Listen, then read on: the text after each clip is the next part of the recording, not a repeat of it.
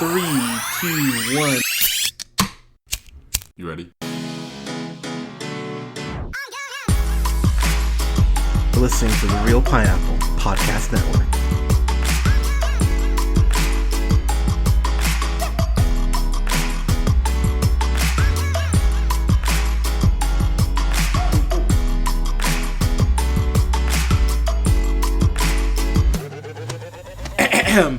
Hey everybody, thank you so much for listening to Real Pineapple to Friday Night. Yay! This is Hunter. You did it. You did it. Yep, I did. This is Hunter here, and I'm here with Colin. Colin, how are you, sir? I'm doing great, man. How you doing? I'm going to go and put this disclaimer out here. I currently, and you might be able to hear that little slight bubbling, that is me refilling. That's me refilling my wine glass because I'm drinking Barefoot Moscato because I'm a classic bitch. And I'm going to tell you right now, we're reviewing two movies, and I think the most interesting thing will be with which one I hate more. Both ways. Yeah, me too. yeah, because good God. So we're talking about Welcome to Marwen. And this should be called Welcome to Marwen, parentheses, Steve Carrell really wants an Oscar. Because I know, Steve Carrell, maybe the only other person that wants an Oscar more is Will Smith. Because Steve Carrell really wants an Oscar. He wants it so badly. And it's sad. Yeah, it's getting sad. You know what it's like? I don't know if Carell wants an Oscar more, or if Urkel wanted Laura more during Family Matters. Oh, dropping Urkel references on everybody's face. Yes, sir. Because honest to God, man, I was sitting there watching this, and I think what bugged me about this movie the most is I should have cared more. You know what I mean? Mm-hmm. I'm sitting there, for what Steve Carell's character, Mark went through, mm-hmm. I should have more emotional attachment. It's become a joke on the podcast, dude. I cried during Paddington 2, with a fucking CGI Paddington bear. 2 is a great movie. It is, but I cried because of a CGI animated bear, and I'm sitting there watching a real person. Mm-hmm. Granted, he's playing, with action figures. Pardon me, but I'm just sitting there watching this. I went, I want to care more. And this movie is just not giving me anything to make me care more, which bothered me more because they are hammering this home. So to kind of talk about my experience with it, so I watched the first half hour of this at work on my lunch because I hate myself apparently, and so I get home, watch the other 75% of it, but the problem is that you rented it last night, I want to say. I rented it. Yeah, I started watching it last night. Yep. But the problem is the rental was going to run out by the time I got a chance to finish it, so I had to rent it myself. So no, really? Yeah, I was. Sad. Yeah, so Steve Carell and everyone made about $12 at least. Oh, that's terrible. Yeah, so I started watching it yesterday, probably around, I don't know, 4 p.m., something like that. So, yeah, it must have ran out right before you were ready to finish it. Yeah, it really is. I will say, too, man, it's a shame because there's a couple things I like about this, but overall, this was just such a waste of my time. I'm actually sad this didn't come out in January, so I could put on my worst stuff list for this year. It came out in December of last year, so it's it dodged my fate by about 13 days ish. But dude, I this was hard to follow too. For something that should be so simple, I was like, there's no flow to this fucking movie. It all feels jumbled. Kind of your thoughts on it? Yeah, so when the movie starts, the very first scene, without explaining any kind of context, all of a sudden you're thrown into Steve Carell's action figure persona being portrayed on screen, going through this crazy, World War II espionage type of mission, trying to rescue this, that, or the other thing, and getting away from Nazis. And the whole time I was just like, why do I care about this? Yeah. Like the whole time I was watching, I was just like, I don't understand what this is. I know this isn't actually real. I know this is just all like allegory and symbolism, and it's just like a bunch of CGI people flexing their nuts, being like, look at the CGI we can do, but this is all just make-believe. None of this actually applies to any kind of real story. And the fact that it just starts like that, and it's very long, like maybe even 10 minutes before you really get into like who Steve Carell's character actually is in real life, I was just sitting there finding myself going like, why do I care about this character? Why do I care about any of these action figures? Like, it really like threw me for a loop to start the movie, and for the most part, I was just like, this is really dumb. So, I'm happy you said flexing its nuts, by the way, that maybe. But the thing about this movie is that... So something like... I would say something like Scott... and I'll use Scott Pilgrim just as an example. Like, I thought the CG blended in so well with, the real-world aesthetics of it. Something even like... And the fight scenes in Scott Pilgrim mattered, too. They were, like, actually applicable to the real plot of the movie. Yeah, or something if you wanted something a little closer. I mean, because I just watched it recently. Something like Space Jam. I have that on Blu-ray. I watched it maybe a week ago because I damn sure don't want to watch Space Jam 2. You hear that, LeBron? Don't make Space Jam 2. Sorry. But the real world blends in surprisingly well with the cartoon aspects of the movie. I was watching this and I felt myself being taken out of the movie each time there was an action scene. If that makes sense. Yeah, that's totally understandable. I feel the same way. I think every time it switched to the action figures and the CGI, it was just like, especially once the plot starts developing in the real world of the movie, I was like, oh, I'm actually interested in this now. Like, Steve Carell's character has amnesia because he was in this terrible like fight where he was very drunk and now he can't remember anything before the fight. And this character is like, the way he deals with his now horrible situation is that he creates these scenes with his action figures, dolls, whatever you want to call them, which is like a very interesting story. And once it like starts developing into that part of the story, I was like, oh, okay, like I kind of want to know what's going on. And then it would just keep like jumping back into the action figures where, yes, I get it. Like that's his therapy. That's how he deals with like this horrible situation he's in. But at the same time, I'm like, every time you're going into the action figures, like I don't care. Like you're just filling time with like these cool, quote unquote quote cool, like what they think is cool as far as these action scenes, and it seems like it's trying to apply to like a younger audience. But let me ask you this: did you think it was weird when they all of a sudden had like Steve Carell's character like watching porn? Did you catch that? I was just like, oh, okay, like so this is meant for kids, but like you just have him like watching porn like clearly in a scene. Like, what's the fuck is going on here? I found that really jarring. It's very inappropriate. And to be completely honest, and I'm gonna choose my words carefully here, I think this movie does a disservice to the LGBTQ community, and I mean that in this sense because you find out that the reason that he was, that he was jumped is because he was wearing running shoes. They make a point to say that, but he says something. What does he say? Like, I wear heels sometimes to capture like the essence of a woman, which I went. He has a high heel collection. Yeah, which I'll be honest with you, as someone who's constantly been called, like, been asked, like, you're not gay, I felt that. Like, I mean, like, you've known me since I was 12, dude. You know I'm kind of extra anyway, and especially with how I dress. So I was like, okay, no problem there. But it felt like such a, how do I put this? It felt like such an afterthought, to be honest. Like, it felt like something that was added in, like, the night before they had to turn in the draft, if that makes sense. Like, it felt like they just kind of went, well, we want to go ahead and put this in here because, you know what I mean? Like, there was no actual flow. I agree. I felt like they were like, oh, yeah, this is how the actual story goes, but we don't want to make it the forefront of what the message behind all of this is because we still want it to appeal to, like, the Bible Belt in the South type of situation. Yeah. I bet that's kind of not far from the truth, and you know what I mean.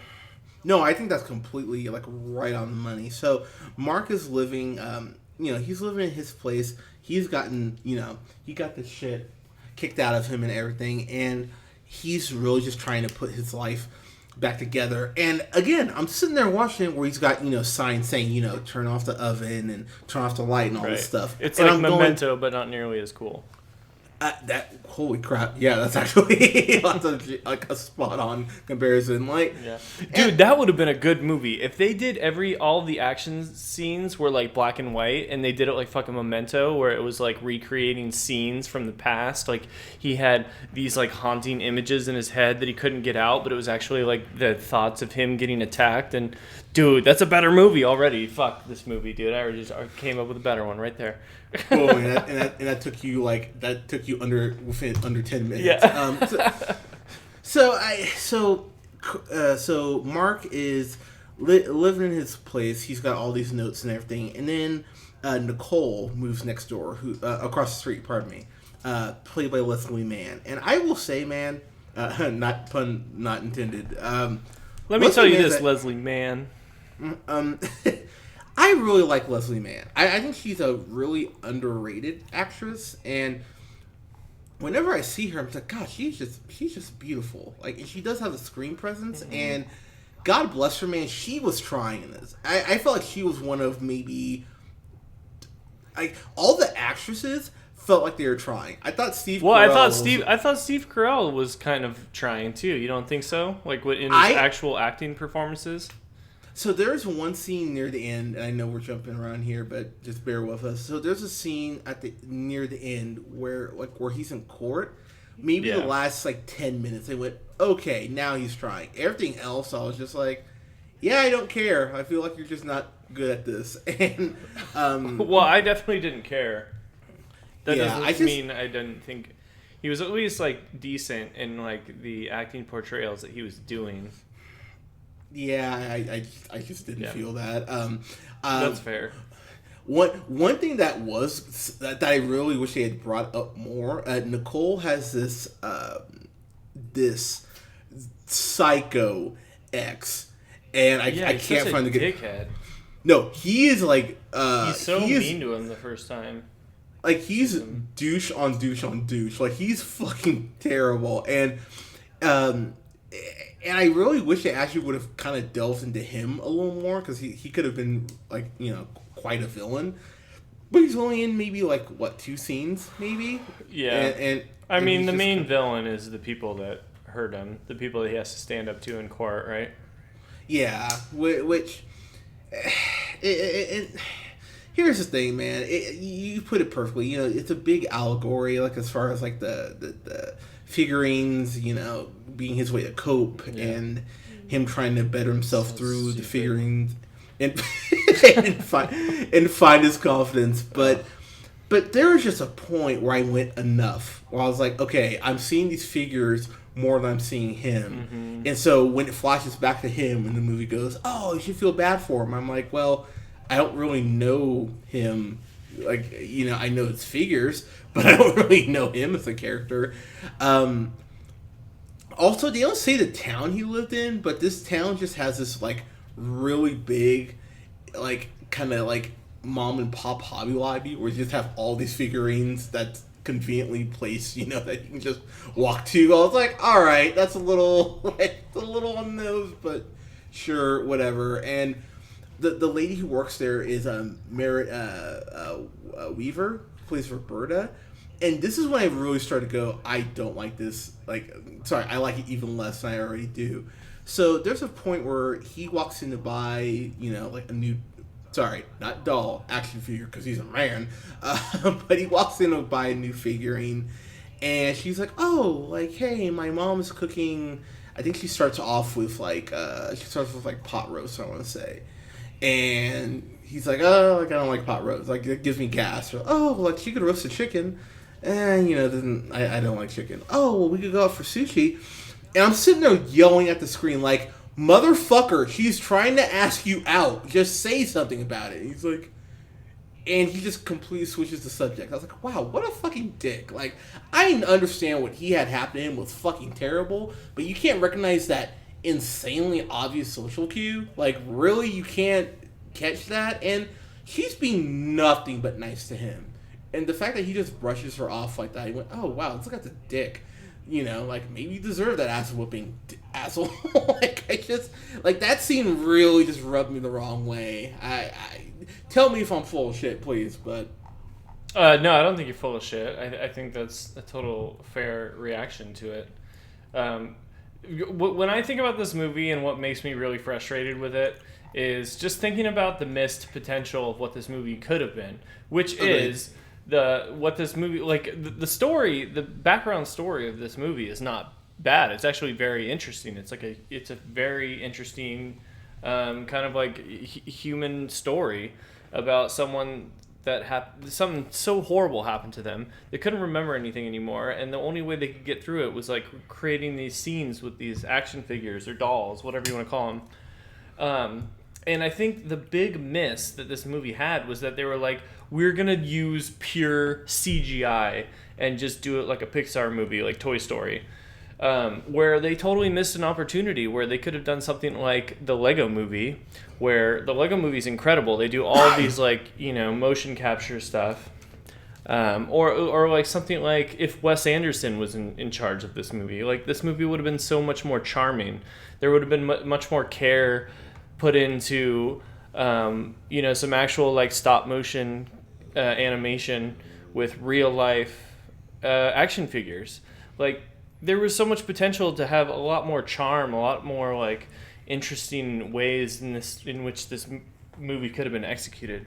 And it just really bothers me that they just went the cheap, lazy way. It's like Robert Zemeckis just doesn't even give a fuck anymore. Like, I really don't think he gives a fuck. Like, this is this old Hollywood dude now. He's done his Forrest Gump and his Back to the Future and his Castaway, and now he just doesn't give a fuck anymore. He's just like, well, we're just gonna do Welcome to Marwen, thinking it's gonna be like the next Castaway with Tom Hanks, and it's not. Like, it was such a lazy, bad job. Like, he should be ashamed of himself, and Steve Carrell should be embarrassed that he went along with this. Like, Robert Zemeckis, dude, fuck that guy. Like, that guy doesn't give a fuck anymore. I'm serious. That guy does not give a fuck anymore. So this is what's frustrating to me. I mean, he did Back to the Future trilogy. I will always, like, as a nerd, I will always be grateful for him for doing the Back to the Future movies and Who Framed Roger Rabbit and Romancing the Stone. I'm just giving you a couple of movies there. But recently, what he's done is Mars Needs Moms, which, if you have not seen that, Dumb. do not see that. Dumb. Welcome to Marwen, which is really bad. Disney's A Christmas Carol. I did not like that at all. I thought that movie was shit on shit. He did House of Wax. He was a producer on that. Gothica with Halle Berry. You remember that shit? Tales from the Crypt presents Demon Knight back in '95. Like, it's been a lot of up and down with Zemeckis. And the other co-writer, Carolyn Thompson, it's fucking weird because she did Black Beauty, which I really enjoyed. She was a director and screenwriter. She was a screenwriter on Nightmare Before Christmas, a screenwriter on Secret Garden, a screenwriter on Edward Scissorhands, and a producer, a screenwriter on Addams Family, and a screenwriter on Homeward Bound. I'm like, how the fuck, like, what happened between all those movies where this was the one where you just went, oh, well, whatever. A couple of things I did like. I really liked Janelle Monáe, which I just love her in general. She was great in Hidden Figures, and her music. She may be the most underrated musician working right now. She's fucking wonderful. I thought she was cool. I thought she was cool in this, and she lost her leg in Iraq. She's really pretty. Yeah, oh no, she's absolutely stunning. And she really does have a screen presence about her. So when she's on screen, even if it's her dumb doll, she at least, I went, okay, she's kind of bringing a little something to this. And I fully admit, because she's absolutely stunning, I think I want to say it's Isa No, Elsa Gonzalez, pardon me, who's in Baby Driver. She's John Hamm's, yeah. yeah, she was really good in this, actually. I was like, okay. Like, I thought she was really charming, and you could feel like she genuinely cared about Mark. Mm-hmm. But I think the big thing about the women... Was in she this with really, John Hamm? Was she the one? Yeah. She kept making Yeah. out with John Hamm? Yeah. Lucky She's- girl. She got lucky her. Yeah, not lucky John Hamm. She's not, like, stunning at all. Yeah, no, absolutely not. But, I mean... But I thought she was actually really good in this. What's frustrating, though, is the big thing about the female characters, because I know the first thing that so many people will go is, well, Hunter has got women, protecting him. Like, isn't that empowering? The biggest problem with this movie, one of the biggest problems with this movie, is that all the women who interact with him have just bought into this whole him playing with dolls thing. Like bought into it way too easily. Like when Nicole moves in next door, she just happens to like the dolls. Like she's like, "Oh, I collect dolls too," and I'm like, "Okay, come on." Like I can suspend my disbelief a little bit, but even I was like, "Come on, movie." Like she's she's buying in this way too easily, and the movie just goes, "Yep, she loves it," and it's like She was kind of using him, right? Yeah, like I mean, once he you're talking about Nicole, Leslie Mann's character. Yes, sir. Yeah, like the moment that he gives her the purple heart, right at the end. Oh, and dude, she has to be like, no, you're actually in the friend zone. I was just like, man, you were fucking leading him along this whole movie. That's fucked up. So, as someone who's had that speech happen to them where it's like, we're just better friends. It's like, oh, God. Like, it definitely took me back to high school, and I was like, oh, God. It's brutal. It was brutal Yeah. because, like, the first thing she said was, like, get up, please get up. And then he didn't get up the whole time. Like, Nope. Credit to Steve Carrell and maybe a little bit to Robert Zemeckis, but I really liked the idea that he didn't get up the whole time. He was, like, paralyzed with, like, embarrassment of the situation he was in, or whatever you want to call it, like just like the dramatic nature of what was happening to him, that he couldn't even get up. He was still on one knee while she kept saying, like, was rejecting him right to his face. I was like, oh my God, this is so brutal. It's so sad. So that was one of the few scenes that got a reaction out of me. That scene, I was like, this is uncomfortable because I've been there. So, quick segue. When I was in 8th grade, or going into high school, a girl, who I will not mention, What's her name? I'm not... I'm sorry, did I not just say that? I was just trying to get you, yeah. Well done. Yeah, well, yeah, nice try. But her name was what, though? Yeah. Her name is That Shall Not Be Named. Oh, And I basically was like, oh yeah, so like it'd be really nice to see you. Like I really miss you this summer. And about 5 seconds of dead air. And so how was your summer? I was like, oh fuck, that hurts. And so when oh dude, it was rough. That's and tough. So when he went to propose to her, because he sees the Purple Heart in the store. Yeah. And I just went. Well, they oh, do the no. whole action figure scene first, and he's like describing Yeah. it to her, and then he does the same thing, and I was like, oh God, oh no, she doesn't want it. Why? I was definitely freaking out. Like I was like, no. I was like, don't buy this Purple it's so Heart. bad. Like it's a very bad idea for you to own this. Yeah. And That's definitely one of the parts where I was just like, I definitely felt a lot of empathy for the main character. You know what I mean? Like, I agree. so I mean, like in that respect, like that scene, like I'll hand it to Zemeckis and Carell. Like that was all well done, I would say. One thing I will say too, Diane Kruger, who isn't she's in the movie, but it's her voice. She plays Deja. She's like this witch, which I'll be honest. Dude, she scared the shit out of me in one scene.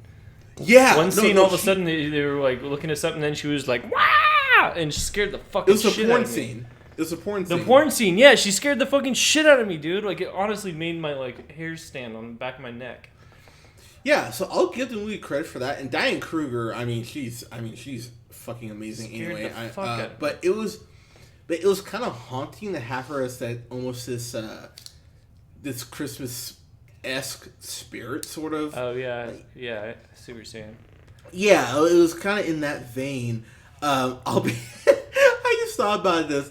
Whenever I saw a scene with the figurines, I just thought of Small Soldiers, and I was like, "This is Small Dude. Soldiers." I think the the CGI was better in Small Soldiers. I swear to fucking God. I agree, and I cared a lot more about the figurines. than Yes, Small dude. Soldiers. Small Soldiers is by far a better movie than this movie. Yeah, honestly, guys, if you want to see a movie with figurines, Plus, I got Phil Hartman, R.I.P. yeah, rest in peace. Or is that Toy Soldiers? Either way, but I'll be honest, man. Yeah, I was really like about halfway through the movie. I was sitting there and I went, "Yeah, I cared way more for the kids."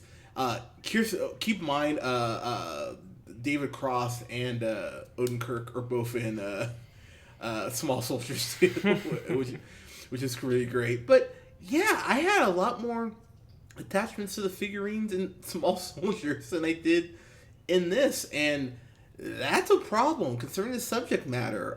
I will say, when Mark appears in court and he kind of confronts his, and I will say too, when they do kind of flash back to Mark getting his ass whipped, it's a brutal scene. And I went, oh shit. I was like, oh damn. All right. So there's maybe about 10 minutes of this movie that was effective for me, but 10 minutes out of a 2-hour movie, I mean, that's just not enough. So, I mean, wrapping up here, the more I think about it and just even talking about it here with you, man, the toy, pardon me, the action figure scenes, whatever. If you want to see toys interact and get emotion, watch Toy Story. Like, honestly, I was sitting there watching this. I went, I don't fucking care, and I know the movie wants me to care, but I don't care. And again, if I'm gay or bi or trans, and I kind of see how they insert that into the movie very lazily, might I add, I'd go, oh wow, what the fuck? Like, I'd be offended by it, and I'm not offended on behalf of the community, to be completely honest. I just thought this was just lazy as hell, and for what was clearly an Oscar bait movie, and you cannot convince me different if someone tries to go like, it really wasn't. It was. I'm happy this just crashed and fell on its face because it didn't deserve to make any money. I'm sure I would love to interview the actual guy because they show him at the end of the movie, and I'd love to talk to him, just kind of, from a just an interview perspective, kind of get where he's coming from, how the figurines have helped him cope. Like, I would love to talk to the dude, but I don't want to see Steve Carell playing him. I just thought this was just really, really not well done. Because there were a couple scenes that I did enjoy, that I thought were well done. I thought some of the female characters were, I thought they lifted this movie up when Carell really wasn't holding his end of the bargain up. I'll be kind, I'll give it an F instead of a go fuck yourself. But yeah, if someone brings this up to me again, I'm just gonna go, oh god, I did have to watch that, and that's 2 hours of my life I'll never get back. Yeah, so solid F. Colin, your final thoughts and grades, sir. That is generous, my friend. Let me tell you something. When I watched this movie, when I started watching this movie, right when it started, there was nothing but these action figures, CGI, going on a random war mission, and it turns out none of that mattered. You know why? Because none of this movie matters. There's nothing in this movie that matters. Yes, okay, so maybe the dude in real life, that's an interesting story, and I would watch that documentary about him. Like, it sounds like he has a very compelling story, but this movie did him such a disservice. Such a disservice. Everything in this movie is utter shit. I'm telling you, this movie sucks. The whole time they were doing every single action figure CGI scene, I was cringing. I was sitting there with my hands over my face going, oh my god, I can't believe they're actually doing this. This is so bad. This is so horrible. There were some parts that were at least decent. I can't blame Steve Carell for everything. He did a decent job. Leslie Mann did a good job. Janelle Monáe did a good job. There was people that did okay. It's not your fault. It's okay. I'm not singling you guys out. You did fine. But overall, and certainly Robert Zemeckis, go fuck yourself. This movie is a goddamn go fuck yourself. I never want to watch this movie again. This movie sucks. Never watch it. And if you do watch it, just make sure you know that it's an utter joke. Don't see this movie. I don't recommend it to anybody. Okay, so I've only done this maybe... I can probably count on one hand, if two, barely, that I've done this on the podcast in the 4 years we've done it. Retraction. I'm changing my grade to go fuck yourself because honestly, dude, when I was looking back through Zemeckis' filmography, and yeah, man, he should know better. He really should at this point. Dude, this movie sucked. And this movie sucks. Yeah, and the fact that he just he didn't. This would have been on my worst stuff, 100%. 100%. It might be on my worst stuff for 2019. I'll just make an exception. That you know what he actually did that I enjoy? He did the Walk with Joseph Gordon-Levitt. Oh, dude, that movie's actually good. Yeah, and so and yeah, dude, only... I'm not saying he's just bad in general, but like I feel like he's officially given up because this movie fucking sucked. No, that's fair, man. And just honestly, the fact that it's not like this is his first film. He's been doing this for a while. No, and he has great movies that I love, but this movie fucking sucks. Nope, that's fair. So, whew, yeah, this was not great. Yeah, don't see this movie. If you're curious if you should see this movie, don't even watch it. It's so bad. Watch the first 10 minutes, and then you'll know exactly why you shouldn't watch any more of it. If I was hungover and this was on cable, I would make it a point to find my remote so I could change it to something else. Dude, that's big time right there. It's hard to get up when you're hungover and change the channel. Yeah, like there's definitely been times I've been super hot. I'm like, where's my remote? I would make a point to tear apart my room to find the remote to change this. Fuck this movie. Yeah, this was really bad. And again, I know Steve Carrell, we haven't reviewed it yet. We will. But Carrell was so great as Donald Rumsfeld in Vice. So I know he can act. Like, it's not... Oh, I really love Foxcatcher. I thought he was great in Foxcatcher. Yes! He was amazing in that. And honestly, I think if he was going to win an Oscar, that would have been the year. Yeah, Foxcatcher, he was amazing. Like, that was Oscar caliber. And even in this movie, he's not the reason it's bad. Like, he's fine. Like, in the scenes that are real-life scenes, like, he's fine. But the execution of, like, what this movie was trying to do was just absolutely a fucking failure. It's just an absolute mess. This movie's a mess, and it's just, fuck this movie. It's terrible. Nope, that's fair, man. So, guys, if you were unfortunate enough to see this, I hope someone's watching this right now and they're just like, I love Welcome to Marwen. It was so sweet. And they're just like, I'm going to write Real Pineapple a mean letter. Like, that's go fine. ahead. Yeah, feel free to tweet us. We'll talk back to you. But let us know what you down in the comments below. You can like us on Facebook at The Real Pineapple. You can find us on SoundCloud, iTunes, Google Play Music, Podbean, and Spotify at The Real Pineapple. You can go ahead and follow our sponsor, Stat Guy Studios. That's at STADTGEIST.studio, and use the code REALP2019, all caps, for 10% off your order. You're welcome. And you can follow yours truly on the Twitter at JHunterRealPineapple. You can follow Scott on Twitter at Nearmanthefirst, and you can follow Colin on Twitter at Theeloneal. Guys, thank you so much for listening. This next week we'll have the premiere episode of The Weekly Slice, hosted by yours truly. It's going to be a weekly show where I go ahead and just talk about what happened in movie, TV, whatever news I want to talk about. Is it a pizza reference? It's a reference to pineapples, actually. Oh, a slice of pineapple. Okay, nice. Yeah, there you go. One thing pineapple I will be can talking be on pizza. Yeah, that's fair. I do like Canadian bacon and a pineapple pizza. Yeah, Hawaiian style. Yeah, Hawaiian style. I do like that. But and we'll have a review up this weekend or next week for Batman: Mask of the Phantasm, which I'm so excited to review that movie. Guys, thank you so much for listening. We'll talk to you guys soon. Bye.